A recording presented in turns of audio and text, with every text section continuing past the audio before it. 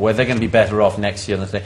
Of course they don't. Why should they? They're going to be taxed more next year. They're going to have their societies falling apart a bit more next year. They're going to have less and less social cohesion next year. I just wonder whether we can sort of slightly move away from an advert for conservative tax policy and maybe make a differentiation between the America as metaphor and even as adjective and a pragmatic global understanding of America. So we speak of immigrants who have gone there. Obviously, Christopher Hitchens is an individual who has... By no means typical. Who has he has reinvigorated... want to be called that. He has reinvigorated this debate, but one has to understand that for Christopher... Hang on, what debate? For the situation of the relation between Europe and America. And for example, one has to understand that for Christopher, his understanding and engagement with the idea of America is couched in an Enlightenment, almost romantic sense. America is adjective, the possibilities of a new global state.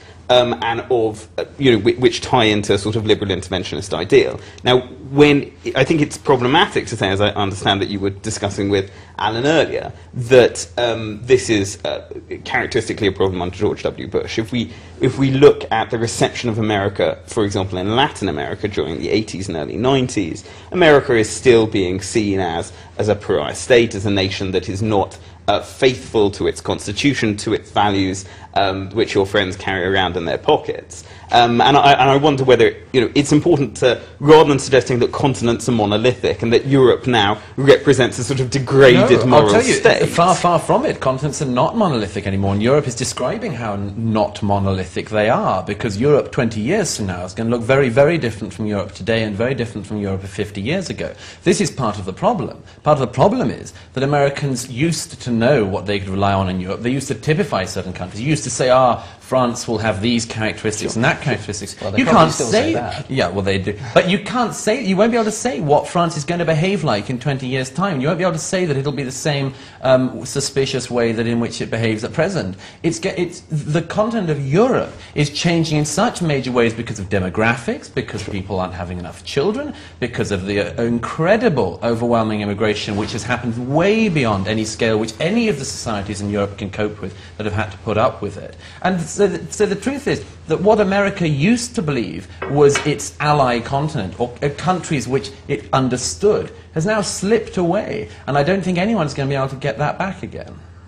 Mark, is it that serious? Douglas painted a very... No, having started, I know, by saying... sort of startled into such... No, I mean, I think it's terribly important, and I do worry about this. It's particularly a problem with American conservatives, that they do start to think Europe's lost. And it's desperately important that they don't think that we keep pointing out to them that Europe and America actually need each other in the problems. But is Europe lost? I mean, Douglas has made the point that in 20 years, in his view, Europe will be lost, or changed at the very... I mean, changed or lost. Would you use the term lost? We might not have thought in the past that would you use it lost, though? Yes. No, it's not yet lost, but it could be. But we used to talk in the past about what the Elysée would behave like, what the French foreign ministry would do and things. I don't think we'd have ever guessed, say 50 years ago, that we would come to a point where the French president effectively doesn't have that much control over his, or indeed any control over his foreign policy in, say, the Middle East, because he has such a huge 10% of his population which is radicalized and willing to turn out onto the streets if he supports a war or argues for something which they don't agree with. It's undoubtedly it's going to change your society, it's going to change your cabinet, it's going to change the way you run politics.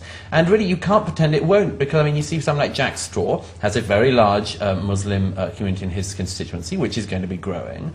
That's going to change the way people like him vote. If you're going to stand in Jack Straw's constituency at the next election, you better make sure that you're not a raving pro-Zionist neocon. But to take the case of Jack Straw, of course, he stood up and made the case about face veils because he was so worried about it, because he was encountering it in his constituency. I think what will happen is that, I mean, I agree, it's important that people talk about this and they realise that in France, those cities where there are those issues in the banlieue, in Holland, where there's going to be the issue of Muslim majorities in some of their cities really very soon, these are important things that we talk about. But to suggest that it's all going to fall away... Well, if it's not going to fall away, what are we going to do?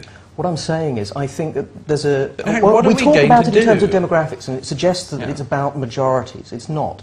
It's a problem of a kind of fascism. And as it's a kind of fascism, it's about a minority who use brutality and violence to control the majority. So it's about putting down a small number of people who are very dangerous.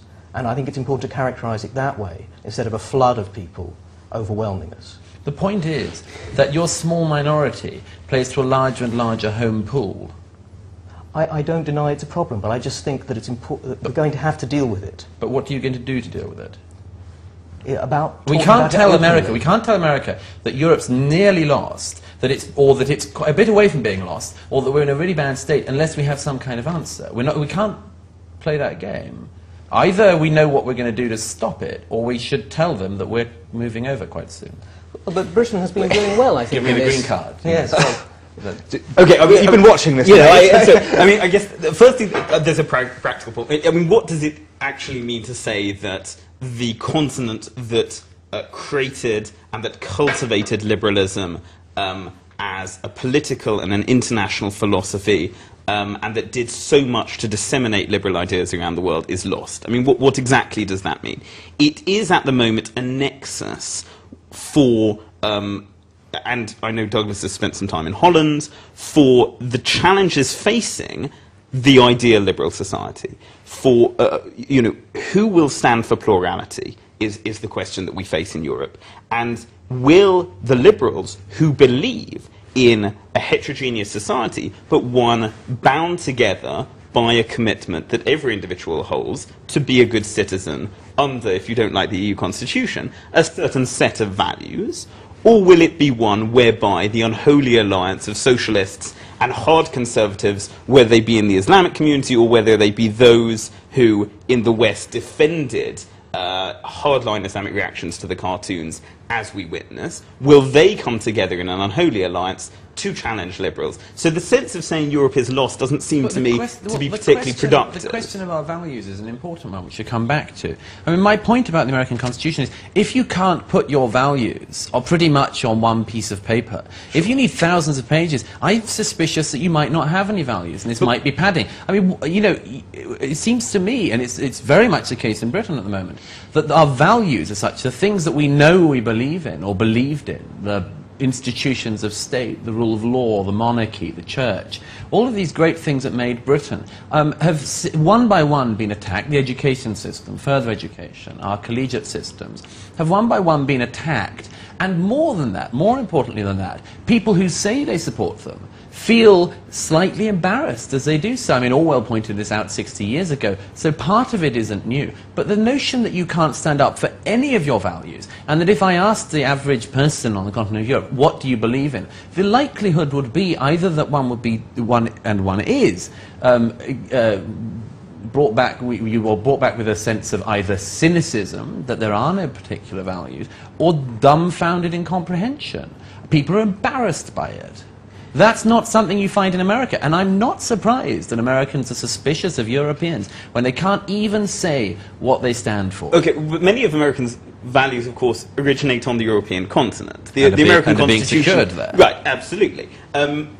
Ignoring the attempt to sort of use Orwell to defend, you know, a sort of conservative church and an educational system, both of which he passionately opposes. I wonder whether it's possible, and we're going to touch on this a little later, to speak about the importance of American, European and Middle Eastern liberals and Democrats uniting to form a global commitment to stand for securing liberties and human rights across the world, and for us to not posit, as you have suggested, that some irresponsible journalists do, that certain continents represent monolithically certain attitudes towards the world, but that we are all open, that we all fight the horror of authoritarianism and reactionary politics, and that we must all unite to challenge those things. Yeah, but we come back to the point of what are you going to do to challenge them? And it's all very well for Europeans to talk about standing for their values, but in recent years in particular, they've proved very bad at standing for those values.